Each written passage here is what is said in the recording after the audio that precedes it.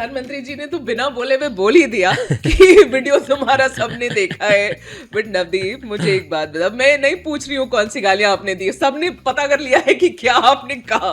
But मुझे ये बताओ, इतनी अग्रेशन लाते कहाँ से हो भाई? मैडम, हम भारत से खाली हाथ नहीं आए, हम भी दम कम रखते हैं, तो थोड़ा सा दिखाना पड़ता है ना कि भारत कमजोर वालों में से नहीं है, ऐसे चुपचाप थ्रो मार के नहीं निकल जाए। कोच के साथ कभी पंगा नहीं लेना। डांट वाट पड़ती है कि नहीं? हाँ, डांट बहुत बार पड़ती है, देखो, क्योंकि वो कोच साहब बोलते भी हैं मेरे को ऐसे कि तू ऐसे मत किया कर, फ़ोन वगैरह ज़्यादा आ रहे हैं। कोच बोले भाई फ़ोन ग्राउंड में मत लेके आया कर, या तो इसको साइलेंट कर दिया कर। हाँ। तो वो कई बार जैसे ज़रूरी होता है, जैसे घर से फ़ोन आना हुआ या किसी और का आना हुआ, तो या घर से आप बहाने मार रहे हो? हाँ, घर के नाम पर बाकियों के फोन उठा रहे हो? नहीं, ऐसा नहीं ग्राउंड करता में? ऐसा नहीं करता। अगर आपका ना उठाऊँ तो सोच लेना ट्रेनिंग कर रहा हूँ। अच्छा, वाह, वेरी नाइस। पैरालंपिक के 1.5 महीना पहले कोच बदल रहा हूँ मैं। फिर पैरालंपिक के 1.5 महीना पहले नवदीप आपने कोच बदल ली? हाँ, फिर मैं सुनील तनवर के सर के साथ वो गांधीनगर चले गए, फिर मैं गांधीनगर चला गया। बड़ी हिम्मत है भाई आपको। हाँ, मेडल लाने के लिए मैडम करना पड़ता है। किसका डिसीजन था? वो मेरे ही थे मैडम सारे।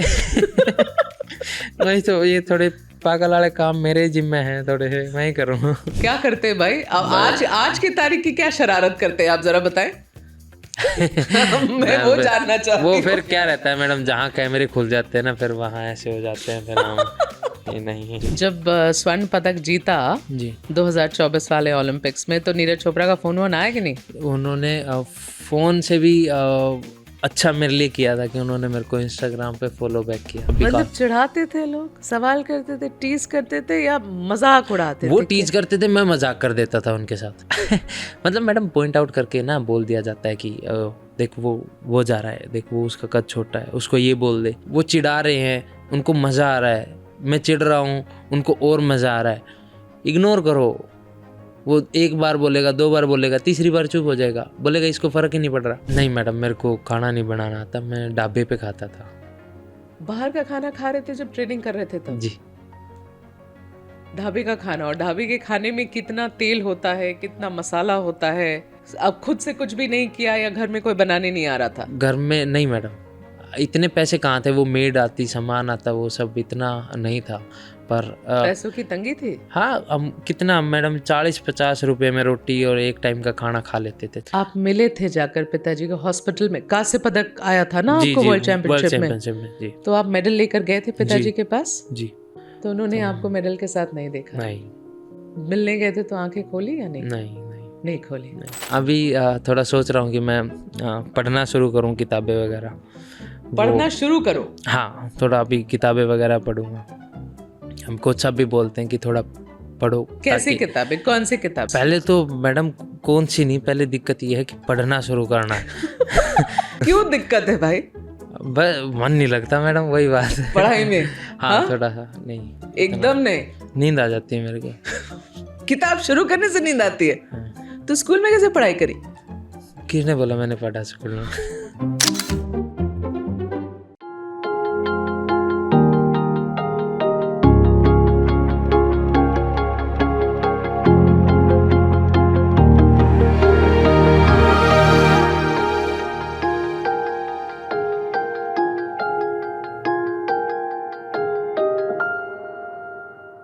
जिंदगी में हार जीत हमारी सोच बनाती है।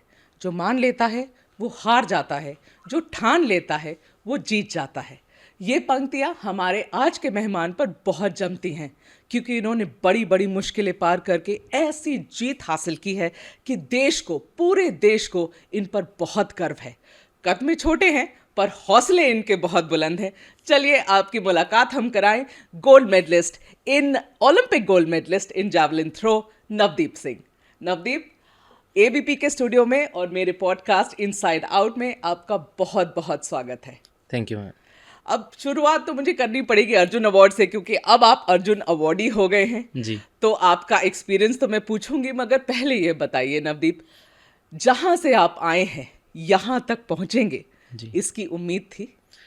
सपने तो थे मैडम कि मैं ये सब ऐसा एक दिन आएगा, पर जब ये सच हो रहा है ना तो तब थोड़ा सा ये लग रहा है कि जिस टाइम पे देखे थे आई थिंक वो सही लम्हा रहा होगा जिस वजह से मतलब ये आज पूरे हो रहे हैं। जब गेम की शुरुआत करी थी तो ये सब मन में था कि हाँ एक दिन मैं भी ऐसा करूँगा या फिर एक दिन ऐसा हो जाए तो कितना अच्छा होगा।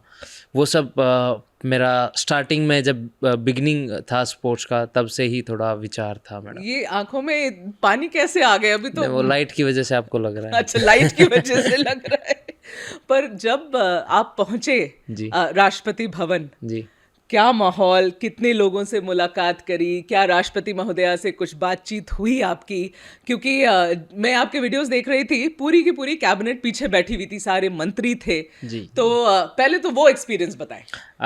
देखो मैम काफ़ी अच्छा लगता है और देखो हम देश के लिए मेडल लेके आए और अब देश हमें पुरस्कार के द्वारा सम्मान कर रहा है, सम्मानित कर रहा है, तो काफ़ी अच्छा और अपने आप में एक प्राउड फील होता है कि हम देश के अब उन खिलाड़ियों में से हैं जो ऐसे गुमनाम नहीं रहेंगे। क्योंकि बहुत बार ये होता है कि खिलाड़ी शुरू करता है, अच्छा गेम करता है पर ज़्यादा अचीव नहीं कर पाता तो इसलिए रह जाता है। पर अब थोड़ा सा ये लगता है कि हाँ हम भी बोल सकते हैं कि 2024 में भाई अवार्ड मिला है हमें। गुमनामी के अंधेरे से तो हमेशा हमेशा के लिए बाहर आ गए हैं नवदीप आप। हाँ, और एक वीडियो बड़ी वायरल हो रही है आपकी, दौड़ लगाया है आपने कार्तिक आर्यन से मिलने के लिए कल। भाई पहले से मुलाकात है? नहीं बोला नहीं गया था, ऐसा कुछ नहीं था। पर मेरे को पता था कि जैसे एक रात पहले मेरे को थोड़ा सा आइडिया लग गया था, पता लग गया था कि सर आ रहे हैं। अच्छा। और तो उनसे मिलने के लिए मैं हमेशा एक्साइटेड रहता हूँ। 2-3 बार हम ऑलरेडी भी मिल चुके हैं। अच्छा। तो जो जैसा वे ऑफ टॉकिंग और एज ए मतलब इतना बड़ा एक्टर होने के बाद जैसे वो मतलब ग्रीट करते हैं, जितने प्यार से मिलते हैं ना, तो वो फिर उनसे बार बार मिलने का मन करता है। अच्छा। ऐसा थोड़ा सा है, तो इसलिए फिर जब मैं मतलब मेरे फ्रेंड्स के साथ खड़ा था तो मेरे को आवाज़ आई उधर से कार्तिक सर की, तो मैं देखा, फिर मैं एकदम जोर पूरी रेस लगा रहे हैं तुमसे मिलने चला गया, झप्पी दे रहे हैं फिर कार्तिक आर्यन को। जी जी जी जी। ये भी बताइए, अमिताभ बच्चन जी ने आपको बुलाया जी कौन बनेगा करोड़पति पर? जी। आपका एक्सपीरियंस अमिताभ बच्चन जी से मिलने का, वहाँ इतने सारे ऑडियंस के बीच में आप बैठे थे, फिर आपको स्टेज पे बुलाया गया, फिर आपसे बातचीत करी जी, वो कैसा था? वो तो एक अलग अचीवमेंट है। वो भी बहुत अच्छा था मैडम। और इवन क्या था कि वो उससे पहले भी एक शूट कर रहे थे। हाँ। और हमारी तो वो जो एक शूट जो हमने किया था, हाँ। जिसमें हम थे, मैं, सुमित और अवनी थे, जिसमें हम तो उसमें ही थक गए थे। मैं तो थोड़ा सा ये सोच रहा था कि इन्होंने पहला कैसे निकाला होगा, और वो बोल रहे थे कि ये तो और भी बड़ा शूट गया है, मतलब उनका बर्थडे स्पेशल का था उनका इवेंट। मतलब अमिताभ जी ने पहले एक शूट किया था, फिर आपके साथ कर रहे थे? फिर मेरे साथ किया था। तो हम तो थोड़ा सा ये थे कि सर ऐसे 2-2 शूट कैसे कर दे रहे, हमारा तो एक में ही थकान इतनी होगी कि समझ में नहीं आ रहा। और इस उम्र पे वही तो, हम तो जवान थे, हम तो इवन खिलाड़ी थे, हमारा तो फिर भी पेशेंस लेवल थोड़ा सा ज़्यादा होता है। तो इवन सुमित भी थक गया था, मैं भी थक गया था। हम रात को उधर काफ़ी लेट नाइट हम वहाँ से निकले थे। कितने बजे शूट हो रही थी केबीसी पर? शुरू हुआ था आई थिंक 9 के आसपास, पर ख़त्म हुआ था 1-1:30 के आसपास। 1-1:30 बजे तक रात में शूट कर रहे थे आप अमिताभ जी के साथ? जी जी। अमिताभ बच्चन जी से क्या बातचीत हुई? उनसे पहले हमसे मिले थे तो उन्होंने काफ़ी अच्छा लगा कि बोले कि हमें हमेशा खिलाड़ियों से मिलके काफ़ी अच्छा लगता है कि आप देश को प्राउड मोमेंट दिलाते हो, और हम तो कलाकार हैं बट हमारी नज़रों में आप स्टार हो, क्योंकि हम तो सिर्फ देश में रहते हैं और चंद मतलब एक लिमिटेड एरिया में रहते हैं, पर जो आप विश्व में नाम रोशन करके आते हो तो वो हमारे लिए काफ़ी प्राउड की बात है। तो ऐसे करके सर ने हमें ग्रीट किया था और काफ़ी अच्छा लग रहा था मैडम कि फिल्म इंडस्ट्री के इतने बड़े अभिनेता हमें ऐसे ग्रीट कर रहे हैं, तो काफ़ी मतलब फिर थोड़ा सा मतलब वो रिस्पेक्टेड लग रहा था कि हाँ भाई मेडल आया है देश के लिए, कुछ तो है, सही है ना? कुछ तो अच्छा हुआ है मेरे, कुछ तो अच्छा हुआ है कि अमिताभ बच्चन जी ये कह रहे हैं आपसे। जी। पर हम बड़े लोगों की बात कर रहे हैं तो लगे हाथ में ये भी पूछ लूं कि प्रधानमंत्री जी के साथ थे आप, जी प्रधानमंत्री जी के साथ आप मिलने गए, जी जी जी और जो चीज मैंने मार्क करी उस वीडियो में कि आप वो एक कैप उन्हें पहनाने की कोशिश कर रहे हो और फट से प्रधानमंत्री जमीन पे बैठ बैठ जाते गए, हैं, हाँ जी पालती जी मार के बैठ जाते हैं कि हाँ जी जी तुम्हें कैप पहनाना, लो अब पहनाओ। जी जी जी जी जी कैसा था वो पल? वो तो मेरे को नहीं लगता कि मतलब मैं समझ रहा हूँ कि सर खिलाड़ियों को बहुत मन से चाहते हैं और अच्छे से रिस्पेक्ट वगैरह देते हैं, पर जो मेरे को मिला वो मेरे को ऐसा लग रहा है कि वो अभी तक सर ने किसी खिलाड़ी के लिए नहीं किया होगा। और ऐसा होने के बाद मेरे को थोड़ा सा एक प्राउड फील होता है कि देश के खिलाड़ियों के लिए, पैरा खिलाड़ी के लिए और मेरे जैसे मतलब जिनको थोड़ा सा फ़नी और बाकी सब समझा जाता है, उनके लिए सर ने इतना सम्मान दिया, इतना रिस्पेक्ट दिया, तो मेरे हिसाब से मेरे लिए वो अमूल्य है। मैं उसको काउंट करके नहीं बता सकता कि कितना अच्छा लग रहा है। काउंट करके नहीं बता सकते? जी। बोला क्या उन्होंने? सर ने यही बोला कि काफ़ी अच्छा है। एक तो ये भी बोला कि इतना गुस्से में थ्रो कैसे कर लेते हो वो आप। मुझे पूछना है आपसे। आपने आपने वीडियो देखा आपका, लोग डरते हैं आपसे, तो ऐसा सब सर ने बोला। पर मैं बस ऑन द फील्ड ही ऐसा रहता हूँ, बट इवन ट्रेनिंग टाइम पे भी मैं थोड़ा खुश मिजाज और अच्छे से रहता हूँ। खुश मिजाज? वो तो अग्रेशन था मेरे भाई, वो वो अग्रेशन था। नहीं, मैं वो सिर्फ ना ऑन द नवदीप। फील्ड रहता है मैडम, कि हाँ जब सिर्फ थ्रो है या हाँ। फिर हाई इंटेंस चीज़ें चल रही हैं, जब मतलब शरीर को 110% पे लेके आना है, 100 तो आपका है ही, आप शरीर के साथ पहुंच गए, उसके आगे जाना है, तो तब थोड़ा सा ये रहता है। फिर एग्रेशन थोड़ा सा आपको लिमिट पुश करने में हेल्प करता है। तो प्रधानमंत्री जी ने तो बिना बोले हुए बोल ही दिया कि वीडियो तुम्हारा सबने देखा है। बट नवदीप, मुझे एक बात बता, मैं नहीं पूछ रही हूँ कौन सी गालियां आपने दी, सबने पता कर लिया है कि क्या आपने कहा, बट मुझे ये बताओ इतनी अग्रेशन लाते कहाँ से हो भाई?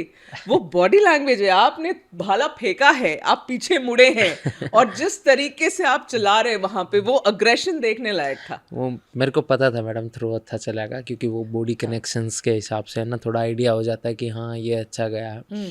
पर ये नहीं पता था कि कितना गया है, पर ये पता था कि हाँ ठीक है ये अच्छा है।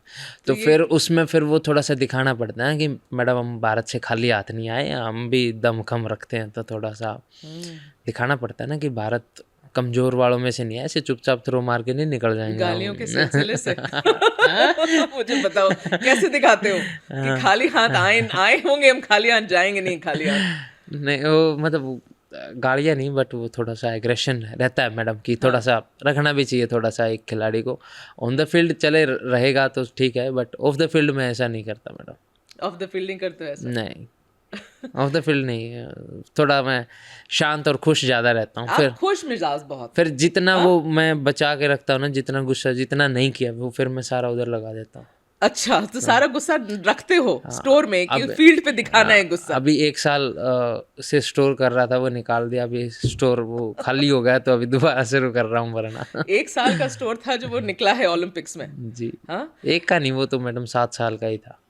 क्यों 7 साल कह रहे हो? शुरुआत जब करी थी 2017 में ही किया था, तो तब से ही सपना था। और गेम को देखो, एक खिलाड़ी का बेसिक सपना होता है कि ओलंपिक या पैरालंपिक में मेडल आए, और हमारा गोल्ड आए, नेशनल एंथम हो, पूरा विश्व हमारे लिए खड़ा हो, पूरा विश्व हमें रिस्पेक्ट करे, हम उस खेल के सर्वोत्तम खिलाड़ी हों जो हमसे ज़्यादा ना कर पाया हो, तो वो एक सपना होता है मैडम।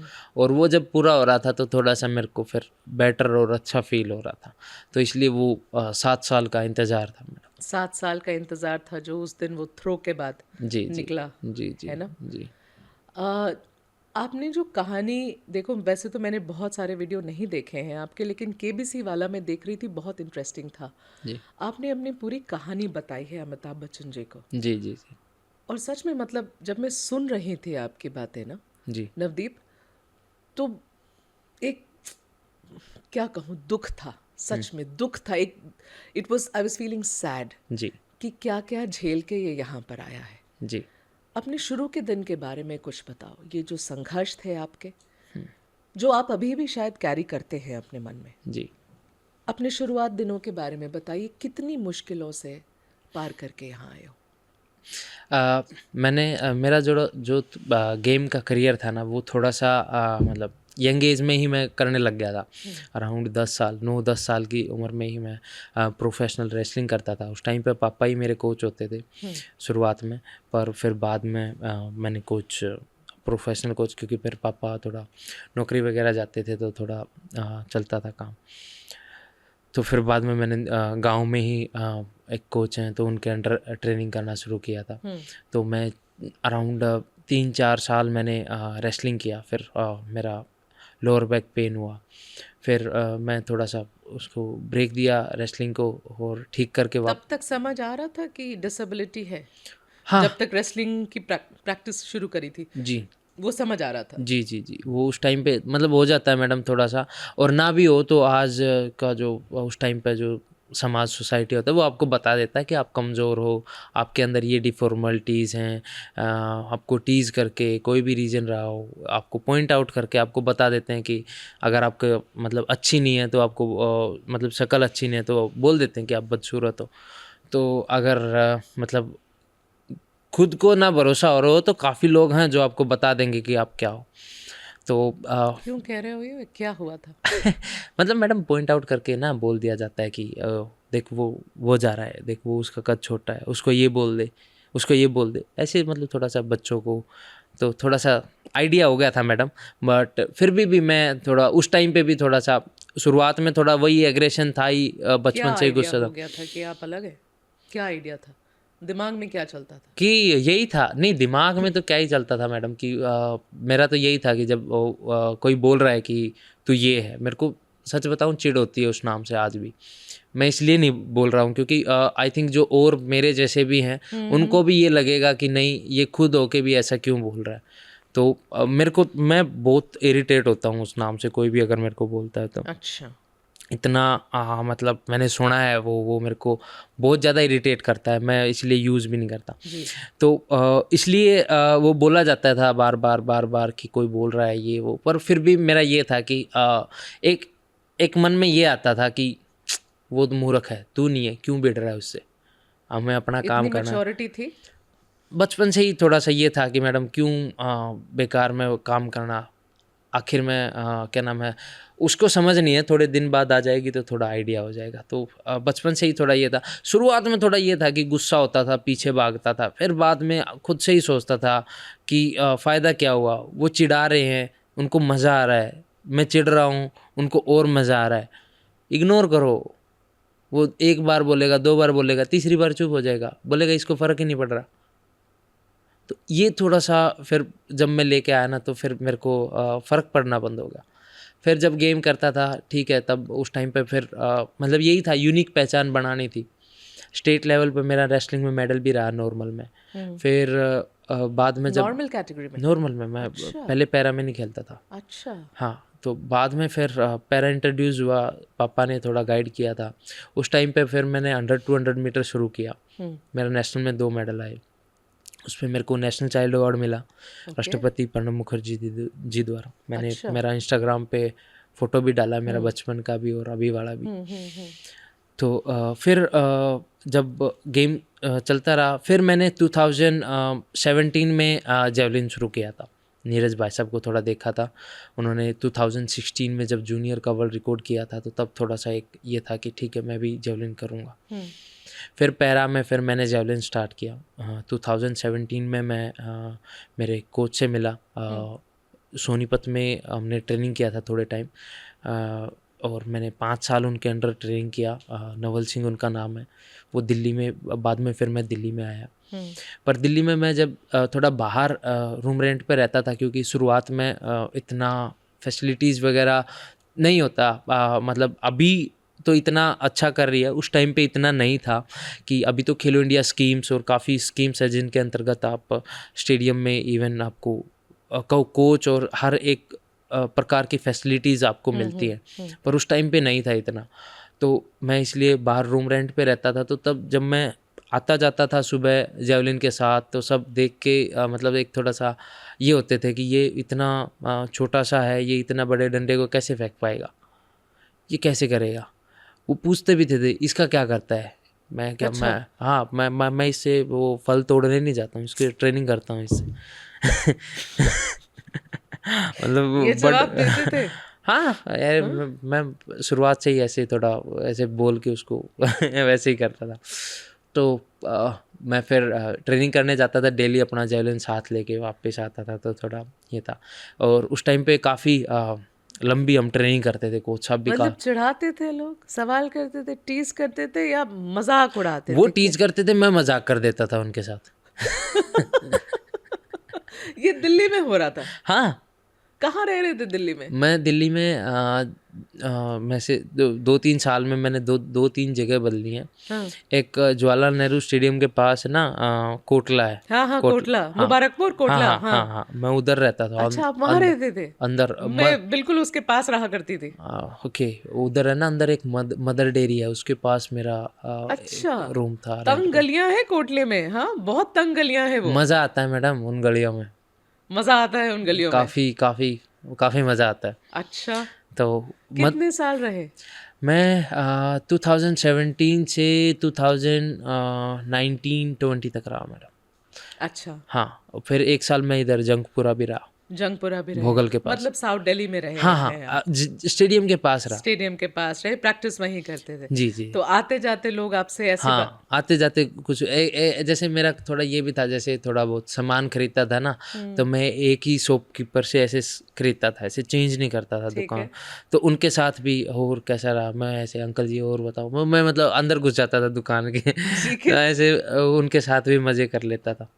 तो क्या मजे करते थे, हमें भी बता दो भाई। मन अब ऐसे पर्टिकुलर याद नहीं है, बट मैं उनके साथ भी उनको छेड़ता रहता था। वो अंकल भी मेरे को पूछते रहते थे, और क्या कर रहा है, क्या ट्रेनिंग रहा, ये मैं सब बढ़िया, आप सामान दो, थक रहा हूँ आज, ये ऐसे हम इवन पर्सनल बातें भी कर लेते हैं। आज तो ट्रेनिंग बहुत हार्ड थी अंकल जी, जल्दी सामान दिखा दो, हिम्मत नहीं है, ऐसे ऐसे अब करके रहता कोटला था। में जब रह रहे थे नवदीप, बताओ, क्योंकि मैं कोटला इतने अच्छे से जानती हूँ, तो खाना पीना का कैसे हिसाब हो रहा था, खुद बनाते थे? नहीं मैडम, मेरे को खाना नहीं बनाना आता, मैं ढाबे पे खाता था। बाहर का खाना खा रहे थे जब ट्रेनिंग कर रहे थे तब? जी। ढाबे का खाना, और ढाबे के खाने में कितना तेल होता है, कितना मसाला होता है? वो थोड़ा सा बोल देते कि मसाला कम रखना, या फिर पर वही खाते थे मैडम, वही खाते थे? वही खा के करते थे। अब खुद से कुछ भी नहीं किया, या घर में कोई बनाने नहीं आ रहा था? घर में नहीं मैडम, इतने पैसे कहाँ थे, वो मेड आती, सामान आता, वो सब इतना नहीं था। पर पैसों की तंगी थी? हाँ, हम कितना मैडम 40-50 रुपए में रोटी और एक टाइम का खाना खा लेते थे, 40-50 रुपए में खा के और फिर करते थे। तो लंच और डिनर दोनों खा रहे थे? नहीं, ब्रेकफास्ट नहीं करते थे, लंच और डिनर कर रहे थे। करते थे? हाँ 40-50 रुपए में हो जाता था? हाँ, मतलब अराउंड मेरा वैसे दिन का कैलकुलेशन था मेरा, दूध की एक दूध का पैकेट रखता था, और 26-27 रुपए का वो आता था। अब आई थिंक आधा मैं किलो दूध? हाँ, अब आई थिंक महंगा हो गया होगा। हाँ। पर उस टाइम पे यही रेट था। और अ, उसके बाद ऐसे 20 रुपए 27 रुपए वो हिसाब के, और 40 की रोटी, मतलब सब्जी और रोटी के साथ ऐसे 30 रुपए की रोटी, और 30 की सब्जी और 20 का ऐसे रोटी ऐसे। हाँ। तो वो पूरा मेरा दिन का 110 के अराउंड रहता था, ऐसे बजट की दिन में, बस इससे ज़्यादा नहीं खर्च करने हैं। Oh dear। तो फिर मेरा मंथ पूरा चलता हाँ। था। और बीच में ऐसे कहीं यार दोस्त के साथ खाने चले गए, तो वैसे वो पैसे सेव करके फिर मैं मेरे लिए जूते खरीदता था। क्या बात कर रहे हो नवदीप? हम्म। हाँ, जी। ये 2017 की बात कर रहे ये हो? 17 और 19 के बीच की। फिर थोड़ा बहुत ये था कि खाने से पैसे बचाकर जूते खरीद रहे थे? हाँ हाँ। हाँ, मेरे को याद है, मैं ये डेकैथलॉन है ना, डिकैथलॉन है, हाँ हाँ हाँ, हाँ। इधर मेरे को नाम नहीं याद, साउथ एक्स में ही साउथ एक्स है, के साउथ आगे, एक्स में हाँ है, हाँ। हाँ, उधर से कलंजी के शूज़ लेके आया था मैं, वो ब्लू कलर के थे। हाँ। मेरा पुराने फोटोज़ में है, मैंने पहने होंगे। कितने पैसों की कितनी तंगी थी यार नवदीप? आप देख लो, मैं घर से 10,000 रुपये लेता था मंथली, हाँ। और उसमें मैं रूम रेंट और मेरा खाना सब कुछ निकालता। रूम रेंट कितना था तुम्हारा? Room rent 5,000। 5,000 रूम रेंट था, जिसका मतलब है, और क्योंकि मैं कोटला जानती हूँ, तो वो एक छोटा कमरा छोटा है, कमरा है, और उसके साथ एक बाथरूम अटैच्ड होगा। बाथरूम भी बाहर था, एक में, तो एक में अटैच था, और वो था अराउंड 5वें छोटे फ्लोर पे चढ़ के और जाना पड़ता। उसमें खिड़कियां भी नहीं होती हैं। उस मेरे वाले में सिर्फ एक खिड़की थी, गर्मियों में थोड़ा बहुत मुश्किल होता था। 4 साल वैसे कमरे में रहे हो? मतलब हाँ 17 से 19 दो साल मैडम।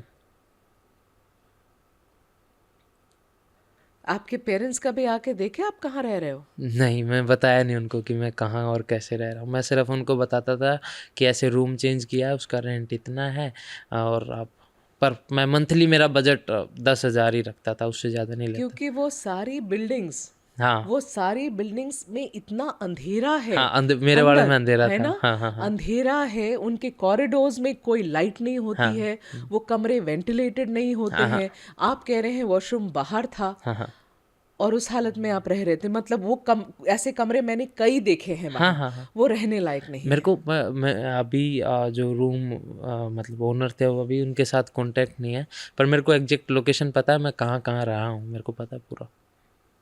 और क्योंकि स्टेडियम के पास रहना था इसीलिए। पास रहना था ताकि फिर मैं अगर कुछ भी हो तो मैं वॉकिंग डिस्टेंस पे पैदल चल के चला जाता था। रिक्शा वगैरह वो फिर वही बात है, बजट बिगड़ता। बजट, रिक्शा लेने से बजट बिगड़ता। जी तो कोटला से आप जवाहरलाल नेहरू स्टेडियम चल के जा रहे थे? जी जी। बहुत दूर नहीं है लेकिन वॉकिंग डिस्टेंस भी नहीं है वहां हाँ से। हाँ हाँ चल के जाते थे क्योंकि पैसे नहीं थे। जी। मुझे एक बात बताइए, ये आपके भाई की इंटरव्यू में देख रही थी कहीं, उन्होंने कहा कि एक समय ऐसा आया नवदीप के लिए कि ये घर से बाहर जाना इसने छोड़ दिया जब आप रह रहे थे अपने पेरेंट्स के घर। हाँ दोस्तों से मिलना छोड़ दिया, घर से बाहर जाना छोड़ दिया, लोगों से घर पे भी नहीं मिलना चाहता था, बातें नहीं कर रहा था। ये क्या फेज ना था? उनसे तो करता था, ऐसा नहीं हो, मैं फैमिली से दूर नहीं रहा था। पर हाँ ये था कि मैं अभी भी थोड़ा सा अगर रहता है ना, तो अब तो चलो रीज़न दूसरा हो जाता है कि लोग ज़्यादा देखते हैं, जज करते हैं। पर पहले ये था कि मैं कमरे में ज़्यादा खुश रहता था।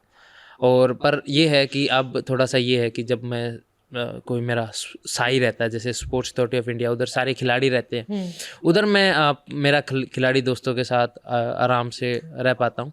बट जब कोई नया सर्कल आता है या फिर जैसे कोई नया माहौल रहता है, तो उधर मैं फिर थोड़ा प्रेफर करता हूँ कि धीरे धीरे रहे चीज़ें, क्योंकि फिर वो ज़्यादा पूछते हैं ये सब डिसेबिलिटी और ये सब के बारे में, तो थोड़ा सा फिर मेरे को अनइवन लगता। नहीं प्लेयर्स नहीं, वही तो बोला ना मैं, स्पोर्ट्स अथॉरिटी इंडिया में मैं कॉन्फिडेंटली आराम से रहता हूँ। पर जब कोई सर्कल या फिर कोई एरिया में चेंज करता हूँ तो तब थोड़ा सा एक वो रहता है लोग कि पूछना चाहते हैं एडजस्ट होने में, उसमें ताकि थोड़ी देर बाद उनको ये लगने पड़े अरे हाँ ये तो डेली आता जाता है, उसमें थोड़ा सा समय लगता है। नहीं, आपके भाई ने एक ऐसे समय का जिक्र किया जब उनका ऐसा कहना था कि क्योंकि लोग आपके बारे में बातें करते हैं इसलिए आप अपने आप को बंद करके रख रहे थे।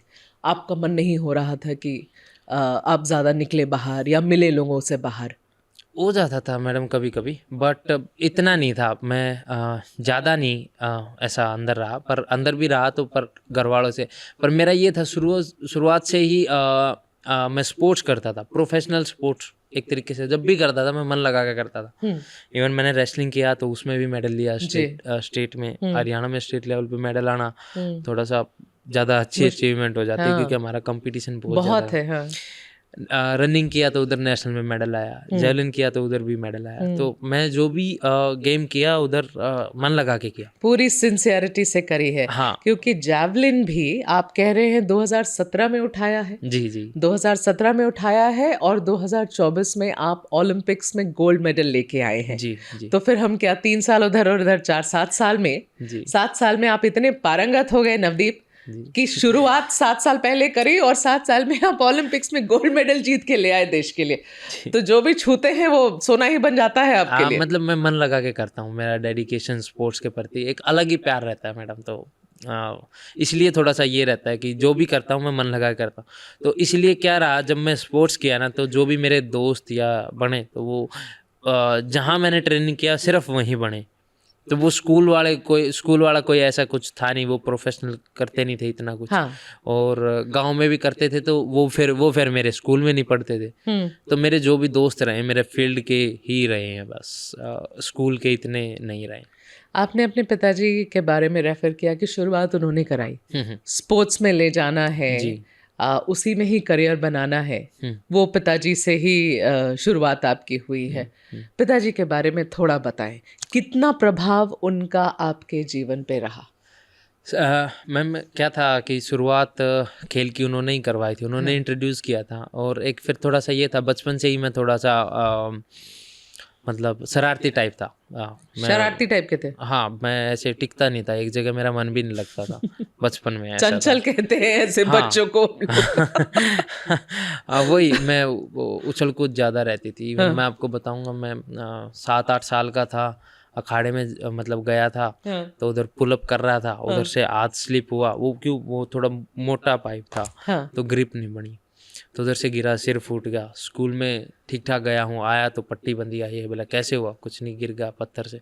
ऐसे थोड़ा सा रहता था, मतलब उछल कूद मचाते रहते थे। शरारतों में ज्यादा मन लगता था। शरारती मजाल। आज भी लगता है क्या भाई? ना, अब तो नहीं कर पाते मैडम। और तो पर करने का मन करता है नवदीप को? हाँ, मैं जब हम सारे रहते हैं, यार दोस्त रहते हैं, तो अच्छे करते हैं कुछ अच्छे से रहता है जी। क्या करते हैं भाई? अब आज की तारीख की क्या शरारत करते हैं आप, जरा बताएं।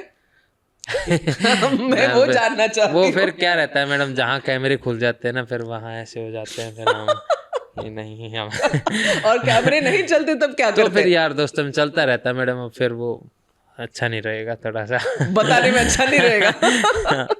मतलब ऐसा कुछ करते हैं जो आप लोग बताना नहीं चाह रहे आप? वो फिर सर्कल में ही रहने दो मैडम, वो थोड़े यार दोस्तों वाली बातें हैं।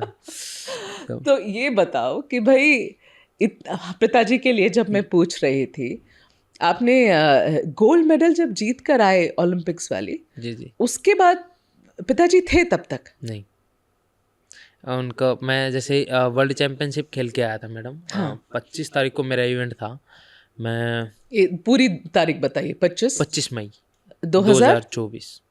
अच्छा, पिछले हाँ, साल की बात करें। हाँ। तो और मैं 21 तारीख को उनसे मिल के गया था। अच्छा। तो तब तक तो बातचीत हो रही थी, बट भाई ने मेरे को बताया था कि 23 मई को वो थोड़ा सा कॉन्शियस टाइप हो गए थे, तो उनको थोड़ा सा मतलब होश नहीं रहा था, अनकॉन्शियस हो गया था? हाँ, अनकॉन्शियस हो गए थे। हाँ। तो उसके बाद जब वैसे बात कर रहा था मैं, मतलब भाई से और परिवार से, तो सब ठीक था। मतलब मेरे को ऐसा ही बताया था। पर 25 को मेडल आया। मेडल आने के बाद जब मैं आया तो फिर उसने मेरे को बताया कि भाई ऐसे ऐसे कंडीशन है। मैं कहा अच्छा ठीक है। फिर मैं मिलने गया था, तो मैं बातचीत किया कि पापा मेडल आया है, तो बट कोई रिस्पॉन्स नहीं था उनका। आप मिले थे जाकर पिताजी को हॉस्पिटल में? कांस्य पदक आया था ना आपको वर्ल्ड चैंपियनशिप में? जी। तो आप मेडल लेकर गए थे पिताजी के पास? जी। अनकॉन्शियस थे? जी। फिर उनका 8 जून को देहांत हो गया था मैडम। तो उन्होंने आपको मेडल के साथ नहीं देखा? नहीं। मिलने गए थे तो आंखें खोली या नहीं? नहीं खोली? नहीं। क्या लगता है आपको, सुना उन्होंने आपको? सुना होगा, उम्मीद है मेरे को। और उसके बाद फिर ओलंपिक्स गोल्ड मेडल फिर? जी। तो पता ही नहीं? जी। उनका ही साथ रहा होगा मैडम, ऐसा लगता है आपको? जी जरूर, क्योंकि जो अनइवन घटनाएं हुई हैं मेरे इवेंट में, वो उनका ही रहा होगा जरूर। पिताजी का आशीर्वाद साथ है, और ओलंपिक की गोल्ड मेडल शायद इसी वजह से आई, ऐसा लगता है? हाँ जी।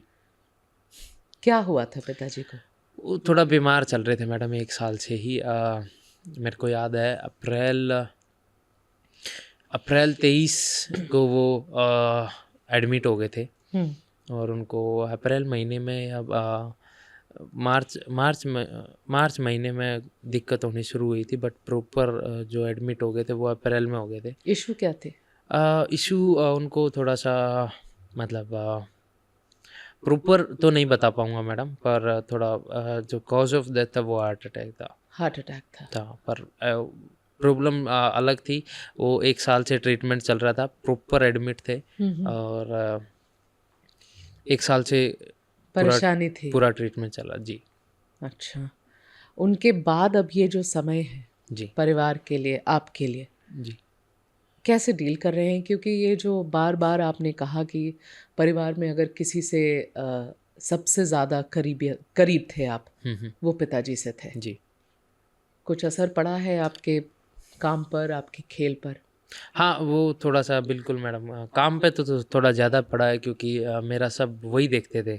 मेरे को सिर्फ़ उन्होंने ये बोला था कि कुछ नहीं, तेरे को बस खेल करना है, तू वो करे जा, बाकी सब मैं देख लूँगा। तो हाँ। थोड़ा काम पे तो थोड़ा असर पड़ा है कि जो भी डॉक्यूमेंटेशन और बाकी सारी चीज़ें, देखो फ़ॉर्मेलिटीज़ अलग-अलग रहती हैं। हाँ, और इंटरनेशनल इवेंट्स की तो बहुत रहती है। हाँ। हाँ, तो वो रहता था थोड़ा-सा, पर अब वो भाई सँभाल रहा है मेरा, बड़ा भाई। हुँ। तो बस ठीक है, देखो कमी तो पूरी नहीं कर सकते, बट काम चल रहा है मेरा। काम चल रहा है। जी। अ, आप प्रधानमंत्री से मिले, आप कई लोगों से मिले जी। और आप अपने संघर्ष के बारे में बात कर रहे हैं और ये संघर्ष आपकी 6 और 7 साल पुरानी ही है। जी। लेकिन आज के तारीख में नवदीप बताइए, कितना आप, अगर आपको लगता है कि क्या सरकार से मदद मिल रही है और जो मिल रही है वो पर्याप्त है या नहीं मिल रही है, क्या है स्टेटस? कितना आप लोगों को हेल्प हो जाता है गवर्नमेंट की तरफ से? ठीक है, मैं एक थोड़ा बेसिक्स से शुरू करता हूँ मैडम, हुँ। और अपने से ही शुरू करता हूँ हाँ।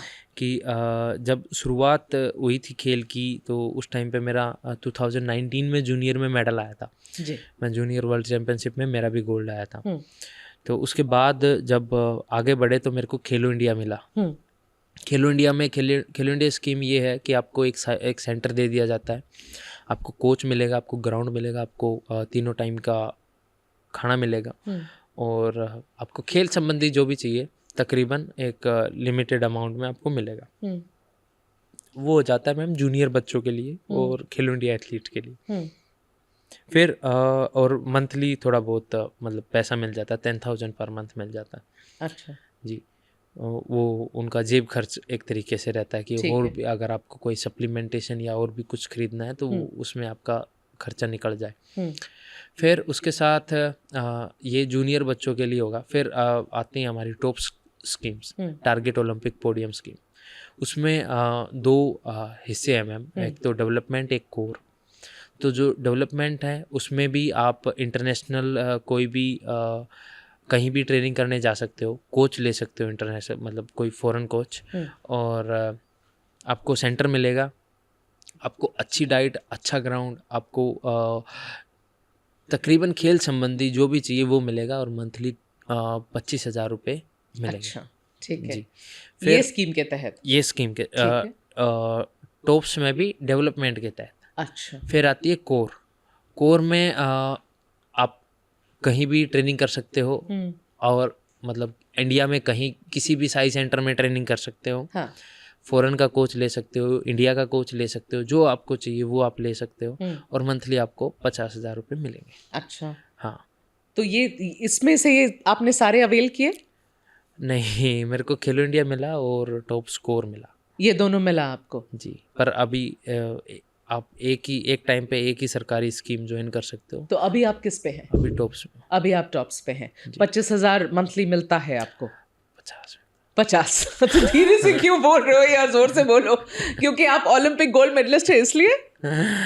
वो फिर थोड़ा चीज़ें बदल जाती है मैडम। अच्छा ठीक है, छोड़िए, जाने दीजिए, उस पर नहीं बात करते हैं। पर ये बताइए कि ट्रेनिंग, जो जी। ओलंपिक्स की ट्रेनिंग थी, उसके बारे में थोड़ा बताओ। कितनी कितनी मुश्किल थी आपके लिए?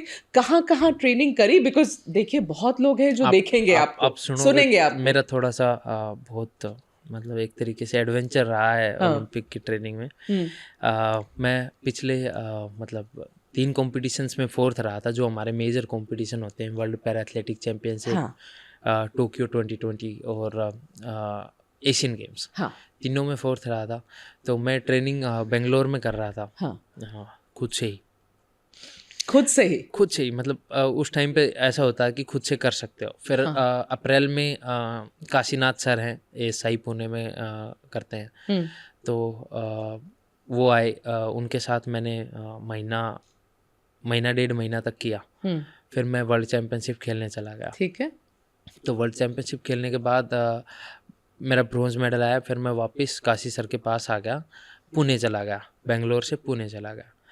पुणे से फिर ट्रेनिंग चल रहा था, तो थोड़ा फिर मेरे को घर आना पड़ा क्योंकि पापा की डेथ हो गई थी। फिर वहाँ से आने के बाद मैं वापस पुणे गया। पुणे फिर मेरे को सेंटर चेंज करना पड़ा। फिर मैं बेंगलोर आ गया वापस।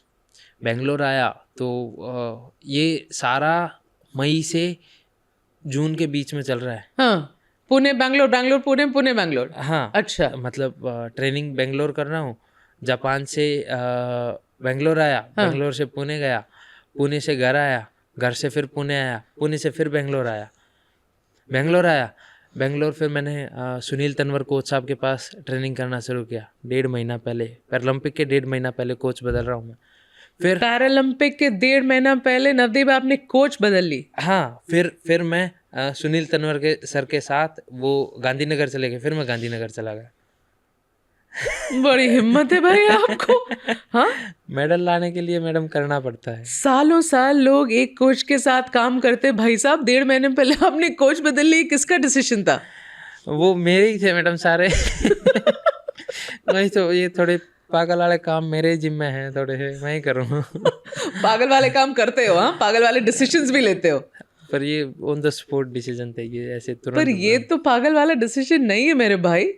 आपको यही कोच रहे आपके फिर हाँ। ओलंपिक्स में? हाँ हाँ, सुनील तनवर सर। सुनील तनवर जी, इसी कोच के नीचे आपने गोल्ड मेडल जीत लिया। जी, मतलब संयोग तो मैडम देखो दोनों कोचेस का है। मैं ऐसे इवन और भी हैं जो जिन्होंने शुरुआत करवाई, हाँ। मिड में मेरे साथ रहे, हाँ। स्टार्टिंग फेज में, और सबका मैं अभी तक मैंने अराउंड 4 कोच के अंडर ट्रेनिंग किया है। 4, वो एक मेरे सीनियर खिलाड़ी थे जो साथ रहे थे, संदीप चौधरी करके, तो वो उनका वो मेरे सीनियर खिलाड़ी है, उन्होंने साथ दिया। बाकी सब एज ए प्रॉपर कोच उन्होंने मतलब एज ए गाइड किया, एज ए मतलब सीनियर को पता रहता है ना कि आगे क्या क्या कैसे रहता है, उन्होंने मेरे को अच्छे से गाइड किया। पर कोच मेरे अभी तनवर जी हैं? अभी तनवर साहब। इक्वेशन कैसा है तनवर जी के साथ? अच्छा, उनके साथ भी करते हैं क्या बदमाशी आप? नहीं मैडम, कोच के साथ कभी भी नहीं। कोच के साथ कभी पंगा नहीं लेना। डांट वाट पड़ती है कि नहीं? हाँ, डांट बहुत बार पड़ती है देखो, क्योंकि वो कोच साहब बोलते भी हैं मेरे को ऐसे कि तू ऐसे मत किया कर। कई बार जैसे रहता है। क्या करते हैं आप? वही ट्रेनिंग में कोच साहब बोलते हैं कि हम कम समय मतलब हमारा वर्कआउट इतने टाइम में ख़त्म हो जाना चाहिए, ऐसे टारगेट रहता है। मैं उसको लंबा खींच देता हूँ। क्यों? वही थोड़ा रेस्ट वगैरह ज़्यादा कर लेता हूँ बीच में। तो कोच बोलते नहीं ऐसा नहीं करना, तो फिर वैसे में रहता है। ऐसे में फिर मैं डांट खाता हूँ। एक बोलते हैं कि वो आजकल थोड़ा सा चल रहा है कि फ़ोन वगैरह ज़्यादा आ रहे हैं, कोच बोले भाई फ़ोन ग्राउंड में मत लेके आया कर, या तो इसको साइलेंट कर दिया कर। हाँ। तो वो कई बार जैसे ज़रूरी होता है, जैसे घर से फ़ोन आना हुआ या किसी और का आना हुआ, तो या घर से आप बहाने मार रहे हो? हाँ, घर के नाम पर बाकियों के फोन उठा रहे हो? नहीं, ऐसा नहीं ग्राउंड करता, में ऐसा नहीं करता। अगर आपका ना उठाऊं तो सोच लेना ट्रेनिंग कर रहा हूं। अच्छा, वाह, वेरी नाइस। मेरा ना उठाओ तो मैं ये समझ लूं, पर फोन के लिए भी डांट पड़ रही है आपको? हाँ, थोड़ा सा, पर मैं छोड़ दूंगा जैसे ही अभी थोड़ा कंपटीशन नज़दीक आएगा, मैं छोड़ दूंगा। तो अगला टारगेट फिर क्या है अभी नवदीप? देखो मैडम, मेन टारगेट तो मेरा LA28 है, बट LA28 है। हाँ, तो अभी है ना 3 साल भाई उसमें। हाँ मैडम, आपको थोड़ा सा ये लग रहा है हमारा टारगेट और ज़्यादा बढ़ा है, तो इसलिए तैयारी अभी से शुरू कर दी। हाँ। और इन बिटवीन कॉम्पिटिशन्स आएंगे, जैसे वर्ल्ड चैम्पियनशिप है हमारी दिल्ली में ही हो रही है। हाँ। और पैरा एशियन गेम्स और एक और पैरा वर्ल्ड चैम्पियनशिप आएगी। और कॉमनवेल्थ में अगर इवेंट आया तो कॉमनवेल्थ भी खेलेंगे। अच्छा। तो हाँ, और आजकल ट्रेनिंग कहाँ चल रही है आपकी? अभी बेंगलोर हूँ मैडम। अच्छा, अभी बैंगलोर है। और आप पोस्टेड भी बैंगलोर में ही हैं? हाँ जी। हाँ जी, इनकम टैक्स में। जी। इनकम टैक्स से कितना? क्योंकि कल कुछ फोटो भी मैंने देखे ना, वो कौन थे, चेयरमैन थे क्या CBDT के? चेयरमैन सर, CBDT के चेयरमैन थे, उनके साथ भी आपकी फोटो थी। जी, जी। तो एग्जैक्टली क्या डेजिग्नेशन है इनकम टैक्स में भी आपका? मैं इंस्पेक्टर हूँ मैडम। तो फिर कितना समय दे पाते हैं ऑफिस को? समय तो थोड़ा सा यही रहता है कि मैडम जाते हैं, थोड़ा एप्लीकेशन छुट्टी वगैरह का दे के आ जाते हैं। काम नहीं कर पाते हैं? अभी सीखा नहीं है मैडम थोड़ा सा, क्योंकि अच्छा। 1 साल ही हुआ है ज्वाइन करते हुए। अच्छा। और फिर ट्रेनिंग चल रही है जोरों शोरों से। हाँ। तो डिपार्टमेंट हेल्प करता है कि हाँ भाई अगर आप हमारे कर्मचारी भी हो पर आप फिर भी देश का नाम रोशन कर रहे हो तो आप देश के लिए पहले आगे बढ़ो, हम अपना काम देखते नहीं रहेंगे। तो फिर नवदीप, ये इनकम टैक्स आपने ज्वाइन किया नॉर्मल प्रोसेस एग्जाम देकर या फिर स्पोर्ट्स के कोटे पर? नहीं, स्पोर्ट्स कोटा में। स्पोर्ट्स के कोटे पर गए हैं आप, अच्छा ठीक है। ये बताएं भाई नवदीप सिंह, सबसे बड़ी प्रेरणा का स्रोत या कोई इंसान ऐसा जिसको इंस्पिरेशन मानते हैं? मैं मेरा खेल में इंस्पिरेशन नीरज चोपड़ा भाई साहब को मानता हूँ। अच्छा, जी, जीवन में मेरे पापा को मानता हूँ। जीवन में पिताजी को मानते हैं और खेल के जगत में नीरज से कितनी मुलाकात है आपकी? मैं पहली बार उनसे 2017 में मिला था। हाँ, तब वो जैसे जूनियर का रिकॉर्ड करके आए थे और वो सोनीपत में बालगढ़ में आए थे थोड़े टाइम के लिए, तो मैं उनसे 2017 में मिला था। पर उसके बाद मैं उनसे 20 ओलंपिक के बाद और अभी 24 ओलंपिक के बाद मिला हूँ मैडम। मिले हैं। जब स्वर्ण पदक जीता जी 2024 वाले ओलंपिक्स में, तो नीरज चोपड़ा का फोन आया कि नहीं? उन्होंने फ़ोन से भी अच्छा मेरे लिए किया था कि उन्होंने मेरे को इंस्टाग्राम पे फॉलो बैक किया था। तो मेरे को वो थोड़ा सा इंस्टाग्राम पे फॉलो बैक किया? हाँ सर, मजा आ गया आपको? अरे मैडम, इंस्पिरेशन है और फिर वो फॉलो बैक करेंगे तो कितना मजा आएगा। आप भी गोल्ड मेडलिस्ट हैं, वो भी गोल्ड मेडलिस्ट हैं। हमारे लिए तो मैडम, जब हम अपने आप मतलब ऊंचा जब किसी को समझते हैं, जब वो हमारे लिए करता है, हाँ, तो वो हमेशा, और वो 2020 टोक्यो और पेरिस दोनों के मेडलिस्ट है। मैं तो अभी सिर्फ एक का हूँ अभी, तो वो हमेशा ऊपर रहेंगे। हमेशा ऊपर रहेंगे जी। बातचीत में क्या बातचीत होती है भाई उनके साथ? थोड़ा जनरली रहता है मैडम कि अभी थोड़ा अगर कभी साथ ट्रेनिंग करने का अवसर मिलेगा तो थोड़ा ज़्यादा रहेगा, बट अभी तो टिप्स मांगे हैं या नहीं मांगे हैं नीरज चोपड़ा से? मांगे। अब जावलिन थ्रोअर वो भी हैं, आप भी हैं। मैं थोड़ा सा उनसे उन जैसा व्यक्ति बनने की टिप्स मांगूंगा, पर जेवलिन का तो मैं उनको देख के सीखता रहता हूँ। उनसे बोला नहीं है कि भाई मुझे सीखना है आपके साथ, या आपके साथ ट्रेनिंग करनी है? बोला नहीं जाता मैडम। बोला नहीं जाता है? क्यों भाई नवदीप? बस थोड़ा सा वो थोड़ा रहता है, मतलब बचा के रखते हैं मैडम की, ताकि फिर वो स्वाद बना रहे ना थोड़ा थोड़ा। नहीं समझी, समझाई जरा, क्या मतलब होता है इसका? इसका मतलब ये है कि मैडम, जब आपको कोई चीज़ एक तो तुरंत मिल जाए, हाँ, आप अगर मान के चलो प्यासे हो और आपको पानी मिल जाए प्यास भरने लायक, ठीक है, पर एक आपको मिले थोड़ा लिमिटेड थोड़ी थोड़ी पानी मिले रुक तो रुक के, वो पानी का भी टेस्ट आएगा ना, स्वाद आएगा, वो भी मीठा लगेगा। तो वो वाली चीज़ है। बचा रहे हैं नीरज चोपड़ा के साथ ट्रेनिंग का समय क्या? हाँ? मैं वो धीरे धीरे वो ट्रेनिंग का और वो मिठास का स्वाद लेना चाहता हूँ। ऐसा? जी, चलो ठीक है। आगे का प्लान तो आपने मुझे बता दिया है, मगर आपको ना जो भी मैं थोड़ा पढ़ी देखी, इधर उधर अलग अलग जगहों में देखा, बड़ा मस्त मौले लगते हो, एकदम मस्त मौला इंसान है, हंसता रहता है, बेवजह जोक मारता रहता है। जीवन है कि नहीं, या मैं गलत समझ रही हूँ? मुझे बता दो। सही बोल रहे हो मैडम, हंसी आ रही है मेरे को आके, मैं ऐसा करता हूँ। थोड़ा अब बात करते करते थोड़ा कंफर्टेबल हो रहे हो, बताओ मुझे जीवन का मंत्र क्या है आपका? मेरा तो यही है मैडम कि मज़े करो जितना हो सके, मजे करो जितना हो सके। हाँ, खुश रहो। हाँ, और जहाँ आपको संतुष्टि मिलती हो वो थोड़ा सा ज़्यादा करोगे तो और मन को अच्छा लगेगा। तो नवदीप को किस में संतुष्टि मिलती है बहुत ज्यादा? खेल में। सच सच बताओ। मेरे खेल में, हाँ, इसलिए तो मैं बोला ना, शुरुआत में ही बोला कि मैं मेरा खेल मन लगा के करता हूँ। हाँ, तो मेरा जहाँ मन लग गया वहाँ खुशी मिल गई। ठीक है। खेल के आगे किस में संतुष्टि मिलती है? खेल के अलावा यही है, थोड़ा मूवीज वगैरह भी देख लेता हूँ। और नवदीप, इतना पॉलिटिकल करेक्ट आंसर देने की जरूरत नहीं है, समझे? जरा आराम से बात करो भाई, थोड़ा कोई नहीं जज कर रहा है आपको। बोलो। नहीं, कोई बात नहीं, कर लो, फिर क्या हो जाएगा? कुछ नहीं कुछ नहीं हो जाएगा, कुछ भी नहीं होगा, सब जानेंगे कि कितना मस्त इंसान है। अभी थोड़ा सोच रहा हूँ कि मैं पढ़ना शुरू करूँ, किताबें वगैरह पढ़ना शुरू करो। हाँ, थोड़ा अभी किताबें वगैरह पढ़ूंगा। हम कोच साहब भी बोलते हैं कि थोड़ा पढ़ो। कैसी किताबें, कौन सी किताबें related to sports. Related to sports? पहले तो मैडम कौन सी नहीं, पहले दिक्कत ये है कि पढ़ना शुरू करना। पहले वो एक बार हैबिट आ जाए फिर सोचेंगे कि कौन सी शुरू करनी है। एक बार थोड़ा सा वो क्यों दिक्कत है भाई? बस मन नहीं लगता मैडम, वही बात है पढ़ाई में? हाँ थोड़ा सा नहीं, एकदम नहीं? नींद आ जाती है मेरे को। किताब शुरू करने से नींद आती है? हाँ। तो स्कूल में कैसे पढ़ाई करी? किसने बोला मैंने पढ़ा स्कूल में? तो पास कैसे किए मेरे भाई? बस वो इतना थोड़ा मेरा एक्टिव रहता था, मैं मतलब दोस्त वगैरह के साथ रहता था ना, तो उससे सीख लेता था मैं। सीख लेता था या चीटिंग कर लेता था? नहीं, चीटिंग नहीं करी मैडम। हाँ। नहीं, चीटिंग तो 10वीं और 12वीं तो पास किए हो ना? ग्रेजुएशन भी किया है। ग्रेजुएशन भी किया है ना? तो पढ़ाई तो करके एग्जाम दिया होगा ना?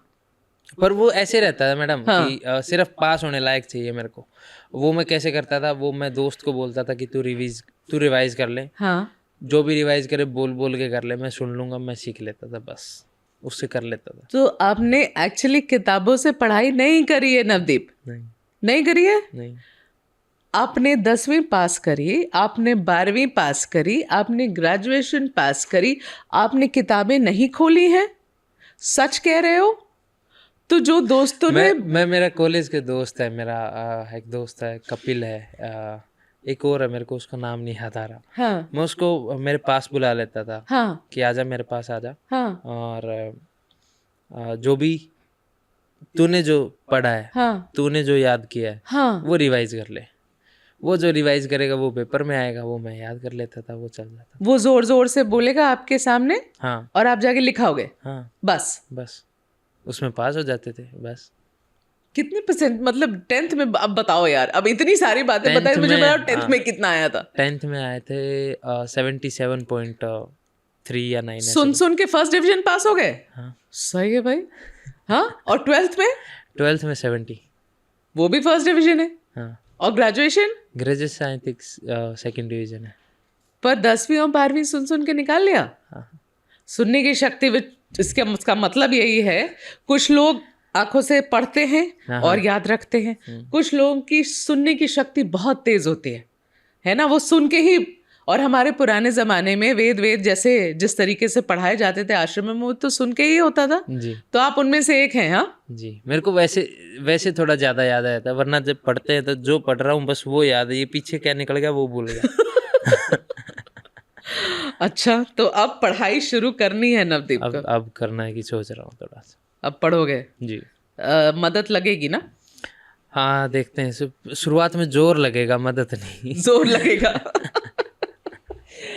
अच्छा, अब इतने इंटरनेशनल स्पोर्टिंग इवेंट्स के लिए जाते हो नवदीप, ये बताओ कि भाई कई देश देखे होंगे अभी तक तो। जी। कई सारे टूर्नामेंट्स के लिए गए हैं बाहर। जी। और अपना देश। जी। अगर मैं पूछूं कि नवदीप को सबसे अच्छा, विदेश में सबसे अच्छा क्या लगता है? विदेश में नहीं मैडम, भारत अच्छा लगता है, हरियाणा अच्छा लगता है, पानीपत अच्छा लगता है, और बुआना लाखों गांव अच्छा लगता है। वाह, क्या बात है, क्या बात है। इतना घूम फिर के आए हैं, विदेश में ऐसी कोई चीज नहीं है जिसने दिल जीता हो आपका? जी। बस घर अपना? घर अच्छा लगता है। देश अपना? जी। वाह, ओके। ये बाहर के देश सिर्फ 7 दिन के लिए अच्छे लगते हैं, उसके बाद तो दिक्कत करने लगते हैं। क्यों दिक्कत करने लगते हैं? वही वो माहौल, वो खाना, फिर वो घर की रोटी याद आने लगती है, वो सब रहता है। घर की रोटी तो मैं समझती हूँ, वो हम सब बाहर जाते हैं तो एक टाइम के बाद घर का खाना ज़रूर याद आता है, लेकिन माहौल में क्या प्रॉब्लम है? ज़्यादा ही अपने से अपना रखते हैं वो, थोड़ा सा हमारा थोड़ा सा इंटेलेक्चुअल ज़्यादा रहता है, गांव में हम मिलते जुलते ज़्यादा रहते हैं। हाँ। तो वो एक तरीके से ज़्यादा खुद में ही ज़्यादा रहते हैं, तो इसलिए थोड़ा सा इंडिया के लोग फिर भी आपस में एक दूसरे के साथ हंसते बोलते रहते हैं, घुलते मिलते नहीं हैं, आपका कहने का ये अर्थ है? जी। हाँ? जी। आदत है लोगों के साथ मिलके हमेशा रहने की आप? हाँ, अभी मैं फिर भी लिमिटेड, ऐसे जैसे जिनको मैं जानता हूँ फिर उनके साथ मैं पूरा, जैसे मेरे खिलाड़ी दोस्त जितने भी रहते हैं, या फिर मैं साई में भी जाता हूँ, हाँ। मतलब स्पोर्ट्स अथॉरिटी ऑफ इंडिया में जब रहता हूँ तो सारे यार दोस्त मेरे रहते हैं इसीलिए मजा नहीं आता आपको बाहर? हाँ, क्योंकि फिर वो सर्कल छोड़ जाता है ऐसे। जैसे मैं ASI पुणे में जब ट्रेनिंग करता था, तो मेरा एक दोस्त है प्रमोद करके, हाँ, तो जब मन नहीं लगता उसको वीडियो कॉल कर लेता हूँ मैं। ठीक है। हाँ, इवन जब बेंगलोर रहते हैं वहाँ तो तकरीबन सारा ही सर्कल है। अच्छा, ऐसे दिल्ली में है कुछ ऐसे, तो तो जहाँ दोस्तों के बगैर मजा नहीं आता आपको? जहाँ ट्रेनिंग की है वहाँ एक प्रॉपर दोस्त की सर्कल बना ली है? हाँ, हाँ, हाँ, उसी में मजा आता है नवदीप को? हाँ। खिलाड़ी दोस्तों में ज़्यादा, खिलाड़ी दोस्तों में ज्यादा। पढ़ाई लिखाई वालों में थोड़ा कम। तो अब तो जब अब किताबें पढ़ने का प्लान हो रहा है आपका, तो अब पढ़ाई लिखाई वालों से भी दोस्ती करनी पड़ेगी ना? नहीं मैडम, उनसे नहीं की जाएगी। क्यों नहीं की जाएगी भाई? ना, वो तो बस खुद से वो खुद की थोड़ी क्षमता बढ़ानी है, वो तो खुद से लड़ाई है मेरी, हाँ, वो तो मैं मगर खुद से पढ़ूंगा। इंटेलेक्चुअल लोग जो होते हैं, पढ़ाई लिखाई करने वाले, किताब लिखने वाले, उनसे अभी तक मुलाकात हुई नहीं है किसी से, तो आइडिया नहीं है मैडम आइडिया ही नहीं है। जी। उस रास्ते जाना ही नहीं है आपको? नहीं, लिखना नहीं है, पढ़ना है, पर रास्ता तो मैडम सारे ही हैं, अच्छे हैं, तो ऐसा नहीं है कि जाना नहीं है, पर मुलाकात नहीं हुई है उस रास्ते वाले बहुत से सोच किसी। समझ के जवाब दे रहे हो नवदीप, खुल के जवाब दो मेरे भाई। अच्छा, अब ये बताओ कि हरियाणा से इतने सारे निकले हैं आपके स्पोर्टिंग पर्सनालिटीज, बड़े बड़े है ना, बड़े नाम, गोल्ड मेडल्स जीत कर आए हैं बड़े बड़े टूर्नामेंट्स इंटरनेशनल से, और उसमें से कई, और मैं नाम नहीं लेना चाहती हूँ, बट कई उसमें से पॉलिटिक्स में चले गए हैं, ठीक है ना? नाम क्या लूँ मैं? कई चले गए हैं पॉलिटिक्स में। तो इसीलिए सवाल तो ये बनता है नवदीप, पूछना आपसे, प्लान क्या है क्या कुछ आगे का सोचा है? प्लान LA28 है मैडम। प्लान LA28 है, वो तो मैं समझ गई मेरे भाई, पर कुछ लोग तो साथ में अभी तक पॉलिटिक्स भी ज्वाइन कर ले रहे हैं। अभी इतना आगे का नहीं सोचा मैडम, अभी थोड़ा सा मेरी सोच ज़्यादा बड़ी नहीं है, छोटी है, तो इसलिए मैं LA28 तक का सोचा अभी। पॉलिटिक्स का नहीं सोचा? आगे का विचार अभी कुछ नहीं सोचा नहीं सोचा है? जी। अच्छा चलो ये बता दो कि इतने सारे नेताओं को मिले, सबसे पसंद कौन आया? सच बोलना। हाँ, है ना, ऐसा दबाव में मत रहना कि मुझे किसी का नाम लेना ही होगा। हाँ, हाँ, बताओ। मोदी सर। मोदी जी? जी और क्यों? मैडम, क्यों का तो सवाल नहीं उठना चाहिए मेरे हिसाब से, क्योंकि जो जितना रिस्पेक्ट मेरे को मिला है, मेरे लिए वो बैठे हैं जमीन पे बैठ हाँ, गए। और मेरे को खड़ा रखा है और बोल रहे कि देखो अब लग रहे हो ना कि तुम मेरे से बड़े हो। यही कहा ना? तो मैडम बताओ, अब फिर मेरे को बताओ, जब देश का प्रधानमंत्री एक छोटे कद के खिलाड़ी के लिए ऐसा बोल रहे हैं, तो मैडम क्यों नहीं फेवरेट होंगे वो? फेवरेट हैं बिल्कुल नरेंद्र मोदी जी नवदीप के। हाँ, जी। तो कभी अगर नवदीप ने डिसाइड किया कि मुझे पॉलिटिक्स में जाना है, तो मुझे लगता है अब ये डिसाइडेड ही है नवदीप, हाँ, कि किस रास्ते जाओगे, अब तो वो समझ आ गया। मैम देखो, मैं ज़बरदस्ती नहीं भरने वाला हूँ। नहीं, मैं जबरदस्ती थोड़ी हाँ भरवा रही हूँ। मेरा प्लान LA28 तक का है बस। बस, अच्छा ठीक है, चलो मैं आपकी रैगिंग नहीं कर रही हूँ। ये बताओ, देखो जीवन में इतना सारा चीज देखा है, इतनी उतार चढ़ाव भी देखी, तंगी भी देखी, परेशानी भी देखी, लोग आपको चढ़ाते हैं वो समय भी देखा। कभी भी, और ये थोड़ा सीरियस सवाल है क्योंकि आपके घर वालों की इंटरव्यूज़ मैंने जितनी सुनी ना, ऐसा मुझे लगा कि आप एक डिप्रेशन के भी समय से निकले हैं बाहर। क्या आपने कभी ये समझने की कोशिश करी अपने बारे में? बहुत लोग को इस हमारे भारत देश में ना नवदीप, बहुत लोगों को पता ही नहीं चलता है कि वो डिप्रेशन में है। सिम्टम्स सारे रहते हैं पर उनको समझ में नहीं आता कि ये क्या हो रहा है उनके साथ, और हमारे यहाँ अवेयरनेस भी बहुत कम है। आपके भाई की इंटरव्यूज़ जब मैं सुन रही थी, और क्योंकि मैं खुद गुजरी हूँ उससे, तो मैं तो समझ रही थी कि क्या हो रहा है, पर क्या नवदीप खुद समझ रहा था कि उसे क्या हो रहा है? मेरे को तो नहीं पता मैडम ये क्या होता है, क्योंकि मैंने ऐसा कभी महसूस नहीं किया। मैं थोड़ा सा वही था, बट मेरी हेल्प मेरे स्पोर्ट्स नहीं किया जो भी किया, क्योंकि उसमें जब हम अपने आप को डाइवर्ट कर देते हैं तो ये छोटी छोटी समस्याएं हमको परेशान नहीं करती हैं। तो इसलिए मेरा खेल में व्यस्त रहता था और इसलिए मैं वहाँ से मन भी लगा पाया। पर मेरे को ऐसा कभी महसूस नहीं हुआ कि ऐसा कुछ हुआ होगा या हुआ है। मेरे को समझ नहीं आया। नहीं, मेरे को ऐसा कभी नहीं लगा भी नहीं ऐसा। लगा भी नहीं। हाँ, क्योंकि जब मैं बाहर था जब 17 से 19 की उम्र में, और जब उसके अभी तक भी वैसे तो बाहर ही हूँ, हाँ घर से तो बाहर ही हूँ, हाँ, तो अभी तक भी यही है अपना कि चल रहा है अच्छा चल रहा है, खासा। जैसे हाँ, चल रहा है वो चल रहा है, ठीक है। मन लगा के चल रहा है, खुश मिजाज, बीच में मतलब हंसी मजाक हो रहे हैं, और एक मतलब अप डाउन जिंदगी चलती रहती है। हाँ बट ये है कि चलो अब थोड़ा सा ये है, गेम की तरफ ध्यान है, तो थोड़ा अच्छे ट्रैक पे है। अगर थ्रू स्पोर्ट्स भी कुछ नहीं होता, एटलीस्ट मेरा फिजिकल और इंटरनल हेल्थ अच्छा हो रहा है, हाँ। तो उस पर थोड़ा सा ये है कि चलो अगर हम कुछ कर रहे हैं तो हमें मिल रहा है। नवदीप, एक बात बताओ, जिस दिन गोल्ड मेडल जीते, उस दिन के बारे में थोड़ा, बहुत लोग जानना चाहते हैं, पता है कि जिस दिन गोल्ड मेडल जीता, अब एक खिलाड़ी मेरे सामने बैठा है, वो गोल्ड मेडलिस्ट है, ओलंपिक्स में गोल्ड मेडलिस्ट है, पैरा ओलंपिक्स में गोल्ड मेडलिस्ट है। बहुत लोग जानना चाहते हैं भाई, बताओ कि वो उस दिन का सुबह से जब तक गोल्ड समझ आ गया तब तक क्या हुआ? सुबह मेरा इवेंट शाम को था उधर लास्ट था ना आपका event? लास्ट हाँ लास्ट हाँ। शाम को 7 बजे था। और तो सुबह तक तो थोड़ा चल रहा था। मैं सुबह सुबह कोच को फ़ोन किया, कोच साहब चलो, मतलब मैं उस दिन भी सुबह भी थोड़ा ट्रेनिंग वार्म अप टाइप करके आया था। हाँ। बेसिक बहुत लॉजिकल। तो और जब चीज़ें शुरू हो रही थी, और जैसे जैसे समय आ रहा था, दोपहर में मैं बड़ी मुश्किल, मतलब सोया भी दोपहर में बड़ी मुश्किल से, क्योंकि वो आंख बंद करते ही वो कंपटीशन दिमाग में आ रहा था। बेचैनी थी क्या? हाँ बिल्कुल थी। हाँ, हाँ खूब थी, और वो ओवर थिंकिंग वगैरह सब कुछ हो रहा था। क्या सोच रहे थे?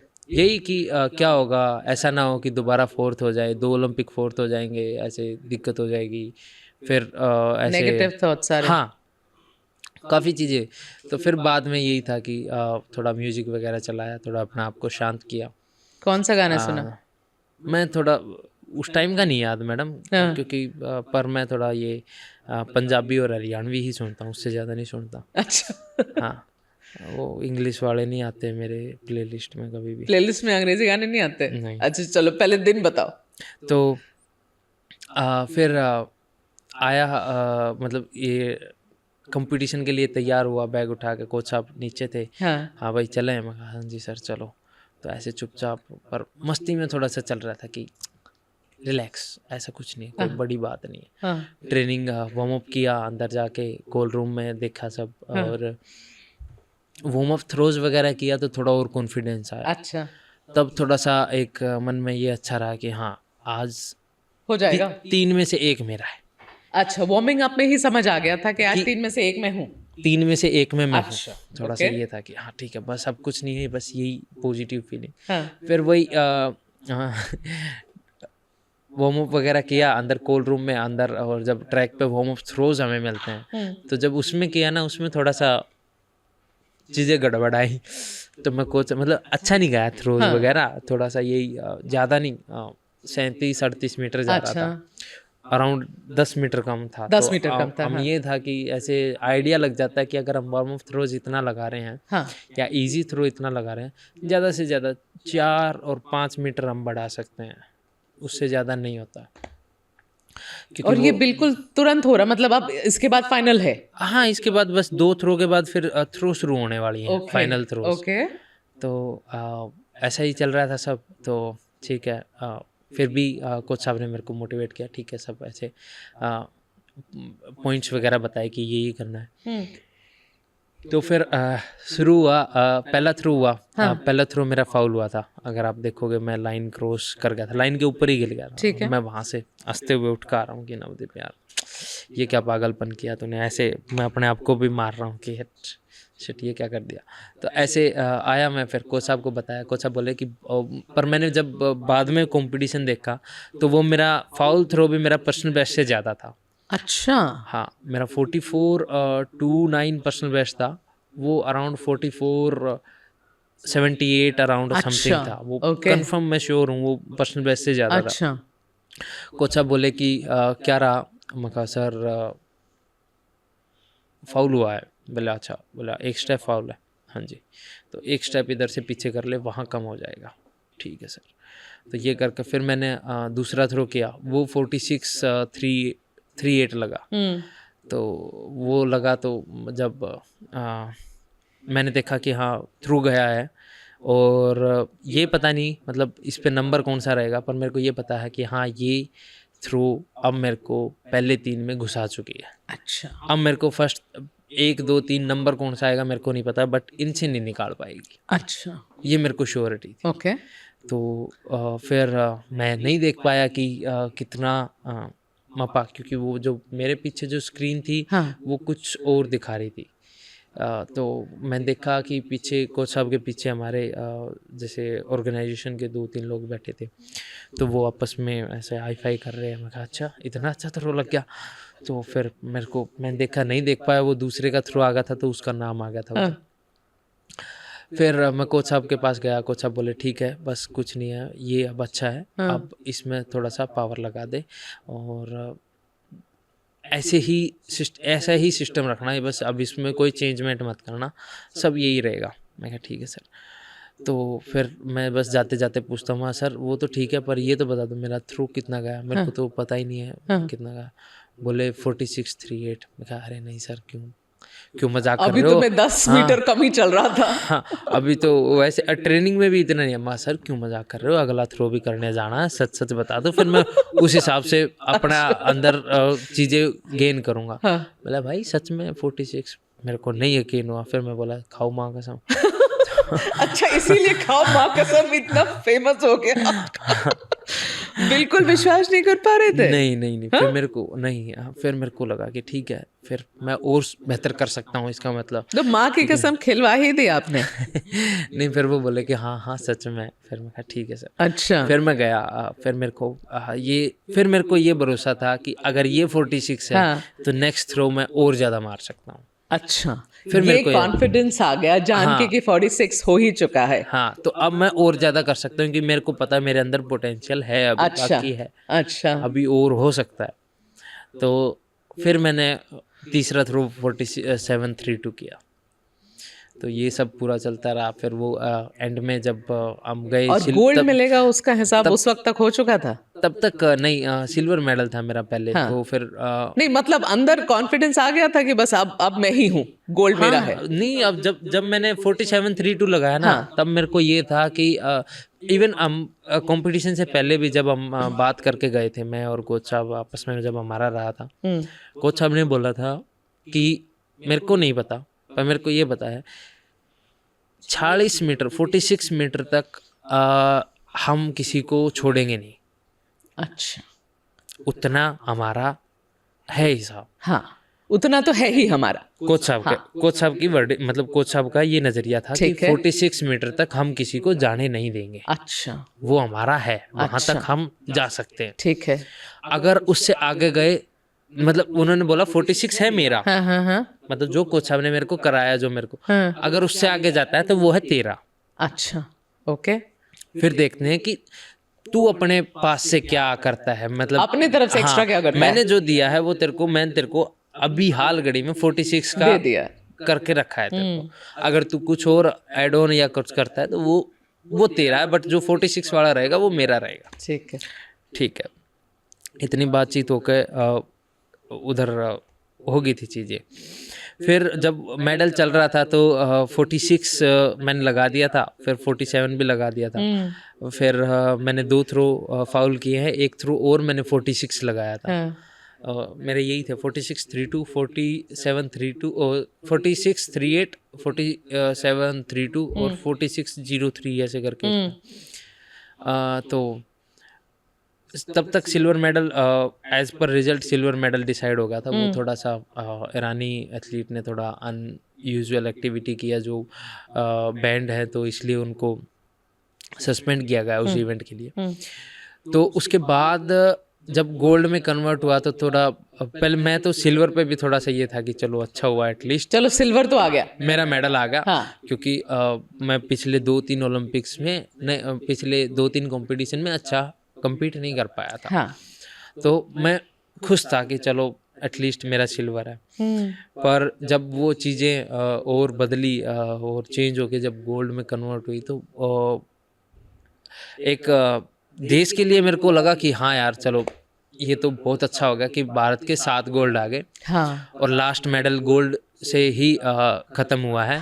और पेरिस एथलेटिक 2024 का एंड भी इसी मेडल से हुआ है, भारत के और गोल्ड मेडल से हुआ इसी है। नेशनल एंथम से पेरिस ओलंपिक का जो Closing ट्रैक था, ceremony, हाँ। हाँ, वो इससे बंद हुआ। हाँ, तो वो चीज़ की खुशी थी।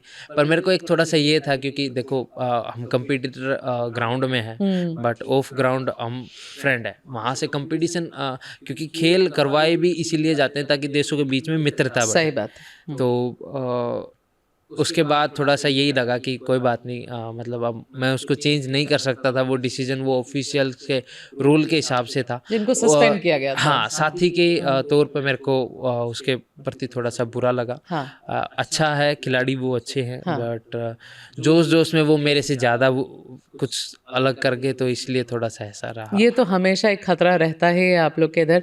पर ये बताओ ना, देश के लिए तो समझा दिया भाई नवदीप कि देश के लिए मैंने मेडल ले आया, मैं आखिरी गेम में मैं गोल्ड मेडल लेकर आया, क्लोजिंग सेरेमनी में भारत का नेशनल एंथम बजेगा, all of that is very well. पर इधर दिल में जब गोल्ड मेडल पता चला, तब नवदीप के दिल में क्या चली? तब थोड़ा सा ये था कि जो मतलब हमारा सपना था जो हम लेके, मतलब एक पता नहीं सपना पूरा होगा या नहीं होगा, उस सपने को लेकर जो खेल में घुसे थे, हाँ। और वो जब पूरा हो रहा था तो वो थोड़ा सा ये मतलब गुदगुदाने वाला था कि हाँ यार, कि एक खिलाड़ी के तौर पे जो होना चाहिए वो मेरे पास हो गया है अभी हाल फिलहाल हो गया है। हाँ, वो मतलब वो सोच के थोड़ा सा अच्छा लग रहा था। इससे बट बड़ा थोड़ा और सा क्या है नवदीप? वही ओलंपिक्स में गोल्ड मेडल से बड़ा तो हमारे इस वर्ल्ड में तो कुछ भी नहीं है। जी जी जी वहां पहुंच गए हो भाई। जी जी। इसीलिए मैं पूछ रही थी कि भाई अब इसके आगे और गोल्ड मेडल यही लगाने हैं आपको? जी जी बिल्कुल। चलो, अब नवदीप मैं बिल्कुल अंत पे आ रही हूँ, मगर ये क्या है दुश्मनी अंग्रेजी से भाई? ये क्या प्लेलिस्ट पे अंग्रेजी गाने नहीं आते, चढ़ेंगे नहीं, समझ में नहीं आता, क्या है ये? समझ में नहीं आते मैडम। स्कूल में अंग्रेजी पढ़ी थी कि नहीं? हाँ, पढ़ी थी, ऐसा नहीं है, मैं बोल भी सकता हूँ, ऐसा नहीं है, पर वो ज़्यादा वो फ्लिक्वेंट वैसा रहता है ना, वो क्या रहता समझ है? में नहीं आता। समझ में नहीं आता? सुने ही नहीं मैडम, तो मैं वो थोड़ा सा ये रहता है ना, वो मतलब मेरे को आती है जो क्लियर प्रोनाउंस होते हैं ना, वो अंग्रेजी समझ आती है। हाँ। वो थोड़ा सा रहता है, मतलब मेरे को अभी कोई गाना भी नहीं याद आ रहा। याद करो, समय दे रही हूँ, याद करो। नहीं आएगा, सुने ही नहीं मैडम। अंग्रेजी के गाने सुनते नहीं हो? चलो वो तो मैं समझ गई, लेकिन इतने इंटरनेशनल इवेंट्स में जाते हो नवदीप, हाँ, तो इंग्लिश बोल लेता हूँ मैडम मैं, ऐसा नहीं है कि इंग्लिश ना बोल पाऊँ, पर वही बात है, देखो जो अच्छा लगता है वो तो लगता है ना। और अच्छा क्या लगता है? प्रेम तो अपना हरियाणवी और हिंदी और पंजाबी से ही है ना मैडम, तो जो है वो प्लेलिस्ट में हरियाणवी और पंजाबी है बस। बस। कौन है भैया फेवरेट बता दो? दलजीत दोसांझ से लेके पता नहीं क्या क्या, नहीं मैं दिलों और क्या है टिलों, आई डोंट नो। नहीं, मैं तकरीबन वैसे तो मोस्टली सबके गाने सुनता हूँ। हाँ, फेवरेट कौन है वो बताओ? हाँ, मैं दलजीत, करण औजला और हरियाणवी प्रवीण डांडा करके है। अच्छा, हाँ, उनके तो भाई अब गुनगुनाओ एक जरा। अब इतना दलजीत दोसांझ पसंद है, करण औजला पसंद है। वही गाना नहीं आता मैडम, सुनना आता है। अरे वाह, वेरी स्मार्ट। पर आप चलो कोशिश करो। मैं सुन के ही तो मैं पेपर देता हूँ, सुनना आता है। आप सुन लो, कुछ निकलेगा तो। याद है कि नहीं कोई गाना? गुनगुना सकते हो या नहीं बताओ? नहीं मैडम, मैं सिंगर नहीं हूँ मैडम। एकदम नहीं? नहीं, कुछ नहीं, बाथरूम सिंगिंग भी नहीं होती है ना? चुपचाप नाता हूँ। अच्छा चलो, एक रैपिड फायर करेंगे हम लोग, है ना? फटाफट मैं पूछूंगी, फटाफट जवाब देना, जी ठीक है? अब ये बताओ कि भाई अगर जैवलिन थ्रोअर नहीं बनते नवदीप, तो फिर किस स्पोर्ट्स में जाते? रेसलिंग में। ओके। ऐसा गाना जो हमेशा इनके प्लेलिस्ट पे रहता है? हो अभी पूछा था मैंने। हमेशा प्लेलिस्ट में रहता है ऐसा पर्टिकुलर नहीं है, मेरा चेंज होता रहता है, बट हाल फिलहाल में जो मैं गाना मतलब बार बार सुन रहा हूँ, तो वो है रूबिकॉन, प्रवीण डांडा का। रूबिकॉन? हाँ। मैंने नहीं सुना है, मुझे नहीं पता है, गाओगे क्या? नहीं। अच्छा चलो, ये बताओ कि फेवरेट टाइम पास क्या है? मूवी देखते हैं जी। अच्छा ठीक है, तो फिर फेवरेट एक्टर और एक्ट्रेस भी बता दो। नहीं, टाइम पास है ना मैडम? हाँ हाँ तो बस मूवी, तो मूवी ऐसे कोई पर्टिकुलर मैं थोड़ा ना हाँ। कला को पसंद करता हूँ, जो अच्छा लगता है। हाँ भाई, अप्रिसिएशन अच्छा है, बट फेवरेट जेवलिन और नीरज भाई साहब बस। अरे मेरे भाई, एक्टर तो बता दे, कौन है फेवरेट, कौन अच्छा लगता है? शाहरुख खान, सलमान खान, आमिर खान, सैफ अली खान, बताओ भाई, कोई तो होगा फेवरेट। ऐसा नहीं है मैडम, मैं ऐसे चिपक के नहीं रहता कि एक ही की मूवी देखनी, मैं सबकी मूवी देखता हूँ। अरे बाबा, चलो एक्ट्रेसेस में है कोई, वो तो होगी पक्का। अब बता दो मैं तुम। आप हाँ, आप आप गलत जगह जा रहे हो गलत मैडम। जगह जा मतलब एक्ट्रेसेस पूछा गलत जगह, क्या है गलत जगह इसमें नहीं बताना नहीं जरा। नहीं, वो फिर डर लग रहा है कि किसी का नाम लेंगे तो बाकी नाराज हो जाएंगे। वो बाद में मुद्दा बनता है मैडम, मैं एक बार जेल चुका हूँ। क्या झेला है भाई, नहीं नहीं नहीं नहीं नहीं। सच में? मैं बस मूवी देखता हूँ और देख के छोड़ भाई देता हूँ। साहब सही में, हाँ। अच्छा ये बता दो, सबसे बड़ा सपोर्टर अभी तक जर्नी में सबसे ज्यादा सपोर्ट कहाँ से आया, किससे आया? मैम इस जर्नी में पर्टिकुलर एक का नाम नहीं ले सकते, काफ़ी इन्वॉल्वमेंट रहे। जैसे मैंने आपको बताया भी ना, मेरे कोच भी 3-4 रहे हैं, साथी भी रहे हैं। हाँ। तो ऐसे पर्टिकुलर एक को संबोधित नहीं कर सकते, ये पूरा सबका संयोग था। जैसे मैंने कोच बताए अपने चारों, और सब भाई साहब ठीक बताए, है। संदीप भाई साहब, और even family, federation, sports authority of India, Sai, तो सबका सबका रहा सहयोग, इसमें। सबका सहयोग रहा ठीक है, खाने में सबसे ज्यादा पसंद क्या है नवदीप को? मैं अगर नॉनवेज खाता हूँ तो मटन बिरयानी मेरे को अच्छा लगता है, और अगर वेज रहता है तो गार्लिक नान और दाल मखनी। गार्लिक नान और दाल मखनी। घर की रोटी कहाँ गई? आपने पूछा ना खाने में क्या फेवरेट तुम रहता है, तुम तुम खाने में फेवरेट नहीं है? स्वाद तो इसी मैडम में आता है, हाँ, गार्लिक थोड़ा नान सा। और दाल मखनी में आता है भाई साहब को। अच्छा, मम्मी से बनवाते हो या बाहर खाते हो? नहीं, अभी ये तो बाहर से ही बनता है मैडम, हाँ। घर में तो जो भी बनता अच्छा है वो चलो, खा मम्मी लेते का हैं। फेवरेट क्या है ये बता दो। हाँ ये पूछा हाँ। ना मैडम, मम्मी के हाथ से चूरमा खा लेते हैं, हाँ। और पराठे खा लेते हैं। ये चूरमा जो जो नीरज भी कहते हैं चूरमा, ये क्या चीज, क्या होती है भाई? ये रोटी के साथ घी डाल के और थोड़ा मीठा डाल के बनाया जाता है। अच्छा, तो ओके। पूरा एक राउंड लड्डू की तरह उसको बना लेते हैं, अच्छा, हाथ से पूरा मैश कर लेते हैं उसको, हाँ। और फिर वो जो एक तैयार होता है वो काफ़ी अच्छा और स्वादिष्ट लगता है। अच्छा, तो मम्मी के हाथ का वो अच्छा लगता है। हाँ, अच्छा चलो, ये ऐसा हम अज्यूम करते हैं कि अगर मूवी बन रही है नवदीप के ऊपर, है ना, अब तो जवाब देना पड़ेगा, अब इधर उधर नहीं करना। अब अगर मूवी बन रही है नवदीप के ऊपर, तो किसको प्ले करना चाहिए नवदीप का किरदार हाँ, आपके हिसाब से? मैंने काफ़ी स्पोर्ट्स रिलेटेड मूवी देखी हैं, काफ़ी एक्टर मतलब उनकी, पर मेरे को अभी रिसेंटली चंदू चैंपियन आई थी, हाँ। तो कार्तिक आर्यन सर का काफ़ी अच्छा उन्होंने किरदार निभाया है। अच्छा, तो अगर वही करेंगे तो थोड़ा अच्छा लगेगा। अच्छा लगेगा। जी। और नवदीप की गर्लफ्रेंड कौन प्ले करेगी? है ही नहीं तो कहाँ से प्ले अरे करेंगे। वाह, ये तो यहाँ झूठ बोल दिया। ये मैं अब ये आपकी झूठ जो है ना, वो ऐसी पकड़ी जाएगी बुरे तरीके से, फिर मैं रैगिंग करूंगी अभी यहाँ पर। बताओ अभी सही में, मैं ये थोड़ी पूछ रही हूँ कि कितनी गर्लफ्रेंड रखे हो। मैंने पूछा क्या कि कितनी है, कौन है, अभी कौन है? मैंने तो कुछ नहीं पूछा, मैंने तो सीधा सवाल पूछा मेरे भाई कि फिर बता तो दे। कई एक्ट्रेस लगेंगे मैडम। कई एक्ट्रेस कितनी? अच्छा चलो, कितनी अरे लगेंगी? नहीं है, मजाक कर रहा था मैं, ऐसा कुछ नहीं है। नहीं, अभी हाल फिलहाल में ऐसा कुछ नहीं है मैडम। हाल फिलहाल में तो पीछे होंगी ना? देखो मैडम, यारी दोस्ती होती रहती है, हाँ। पर अभी ऐसा कुछ नहीं है। अच्छा चलो, अगर किसी को गर्लफ्रेंड का रोल प्ले करना ही पड़ा तो किसको पसंद करोगे? नहीं बताओ। मैडम, मेरे स्पोर्ट्स करियर पे मूवी बनाओ। इसी इन पे गर्लफ्रेंड पे नहीं बनानी मूवी। गर्लफ्रेंड पे मूवी नहीं बन रही है, आपके स्पोर्ट्स ही करियर पे अगर बनेगी तो गर्लफ्रेंड कौन होनी चाहिए? मैं तो इतना ही पूछा। कितना इधर उधर भाग रहे हो यार नवदीप। नहीं नहीं, इतना डरते हो?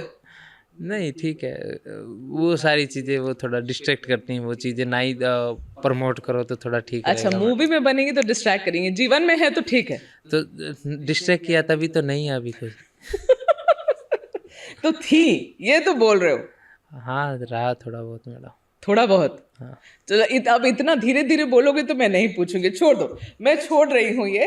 अब एक आखिरी सवाल नवदीप आपसे, कि पैरा एथलीट्स हमारे देश में बहुत हैं, ठीक है, बहुत जो संघर्ष कर रहे हैं अभी, जिन्हें आगे बढ़ना है, उन सब के लिए Navdeep Singh para Olympic gold medallist, para Olympic gold medallist, उससे अगर मैं मैसेज पूछूं कि उन सारे बच्चों के लिए जो वहाँ अभी अपनी स्ट्रगल, अपनी लड़ाई लड़ रहे हैं, जो एक समय आप भी लड़ रहे थे, बिना पैसों के, बिना किसी सपोर्ट के, सिर्फ अपनी जिद पे आगे चले रहे थे, उन लोगों के लिए क्या कहना है आपका? उनके लिए यही थोड़ा मेरा मैसेज रहेगा कि आप डेडिकेशन रखो और जो अपने सपने देखे हैं उनको अपने दिमाग में रखो। एक तो उनको प्रेशर नहीं लेना है, ऐसे हावी नहीं होने देना है, पर उनको एटलीस्ट अपने दिल में जगा दो, दिमाग में नहीं। दिल में रखोगे तो जब वो पूरा होगा तो समझ में आएगा क्या रहेगा, दिमाग में रहेगा तो थोड़ा प्रेशर रहेगा कि हाँ ये करना है। तो जब आप उनको पूरे मन से और शिद्दत से करोगे और इवन उसके प्रति आप एक एक स्टेप बढ़ते रहोगे आगे, तो जरूर आपको आपके एम और आपका जो भी लक्ष्य है वो आपको पूरा होता नजर आएगा।